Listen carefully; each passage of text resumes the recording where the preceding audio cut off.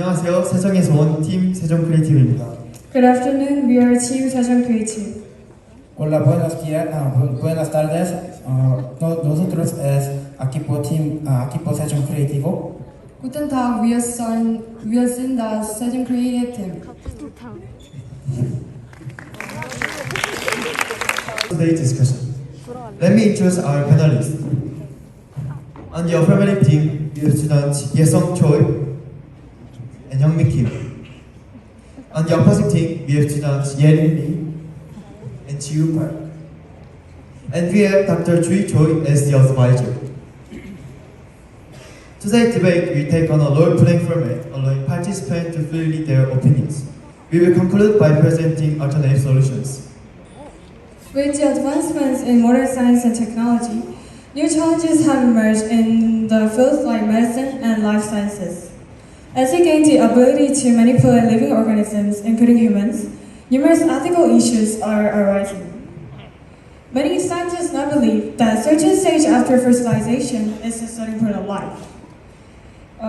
This has sparked debates regarding the use of pre-embryonic humans for stem cell research and therapy. Determining the starting point of life holds significant implications for various ethical issues, such as human dignity, embryo cloning, gene therapy, death of dignity, brain-death determination, and organ transplantation. Today, our debate topic is the origin of life and human dignity. Specifically, we will focus on the starting point of life, that concerning embryo cloning. Let's begin by listening to the argument from affirmative side, which supports the viewpoint that identifies a specific stage after fertilization as a starting point of life. Yesung Choi? There are various opinions on the starting point of life. Mental developmental stage, birth, and 14 days after fertilization. Among them, the view 14 days after fertilization is the starting point of life is widely accepted and supported. Many scientists argue that using embryos that are less than 14 days old for cloning is not problematic because they are non-living creatures. According to this view, after 14 days, the differentiation of the brain and spinal cord begins, marking the onset of virtually independent brain tissue formation. Junauka, a professor at Yale University, finds it challenging to view fetus as having complete moral status because life before conception and individualization of fertilized egg is considered primitive. Brent Walker's the author further argues that a level of imagination is needed, to consider a 14-day-old embryo as a human being, since it lacks the ability to interact.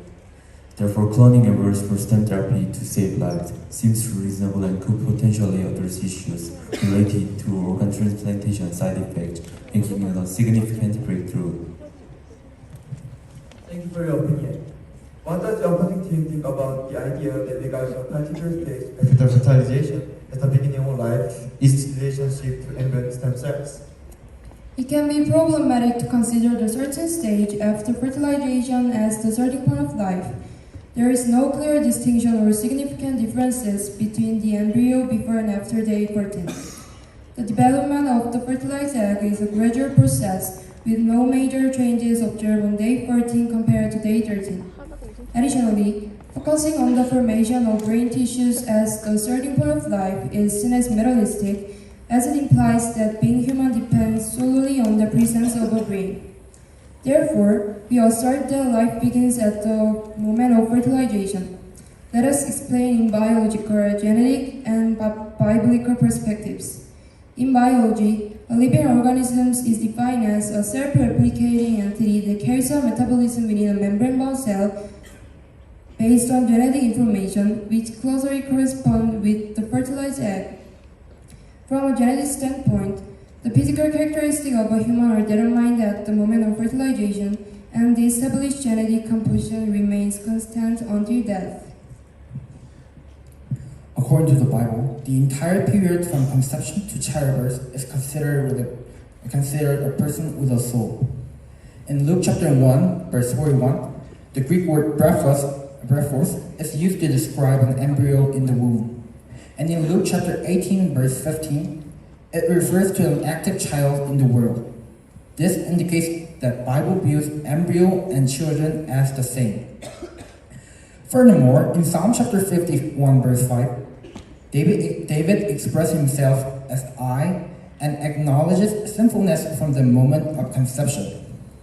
The Hebrew word used here is yaham, which refers to the process of having a sexual intercourse or conceiving.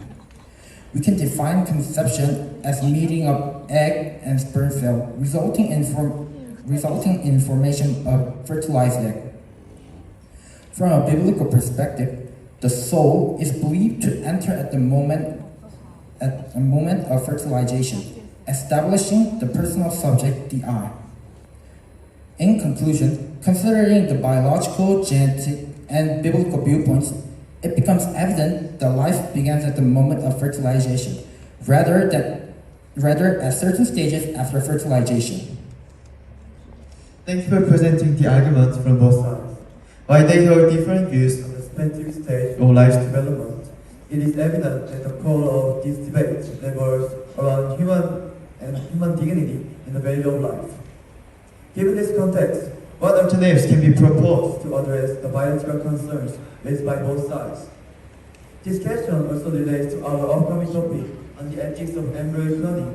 But before concluding our discussion, let's briefly touch upon it. Dr. Choi?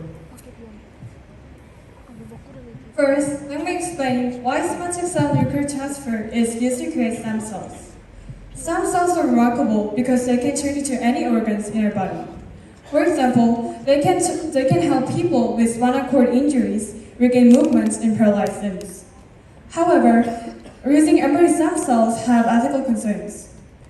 Fortunately, there are ethical alternatives.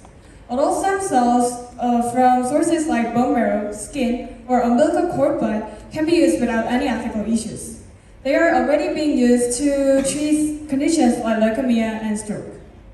In the United States, the researchers are exploring ways to obtain stem cells that work just as well as embryo ones without cloning. Dr. Yuri Belinsky's team in Chicago has succeeded in generating embryo stem cells without cloning. They use a process called the differentiation, which can create high-quality stem cells with the ability to turn into different types of cells. If successful, this could lead to major advancements in treating incurable disease while still respecting the ethical principles in the field of bioethics. Thanks for moderating today's discussion on the starting point of life. It was a meaningful session that emphasized the significance of upholding human dignity and recognized the value of life within the realm of bioethics.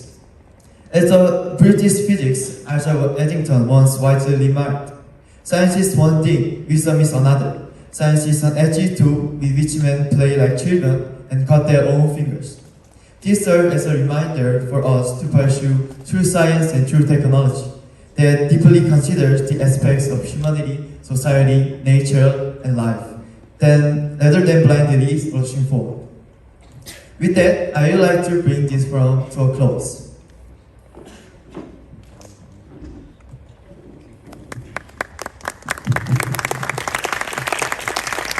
Thank you all for your participation.